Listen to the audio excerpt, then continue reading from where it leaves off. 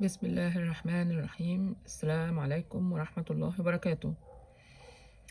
ديت الجزء الثاني اللي بنتكلم فيه على النوع الثاني من البنات اللي ممكن أي حد يقابلهم ليلة الزفاف. الجزء ده الحقيقة يعني لأن هما 3 أنواع، احنا قلنا واحد وده نمرة 2. أنا رأيي الشخصي إن ده أسهل نوع فيهم، هو فعلا هيبقى سهل.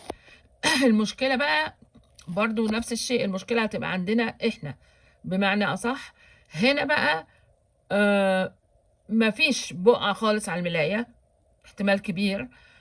فطبعا أي حد هيقول إنه دي قليلة الأدب، وأكيد يعني ما هياش مش مظبوط، واخدة شمال بقى وكده يعني.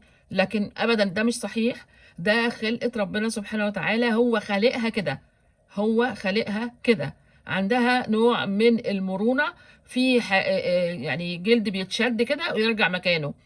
فطبعا طالما بيتشد ويرجع مكانه مفيش اي نقط هتحصل، ولا ملاية هتتبقى ولا اي حاجة.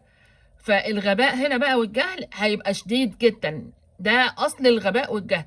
على طول الحق لقينا واحدة كذا، الحق اذبح طلق وحاجات زي دي. لكن لو كان متعلم وفاهم كان هيقدر ان هو يعرف. وحتى لو مش متأكد هنا ممكن يروح للدكتورة ويتأكد بنفسه. مفيش اسهل من كده يعني. وربنا يهدينا جميعا.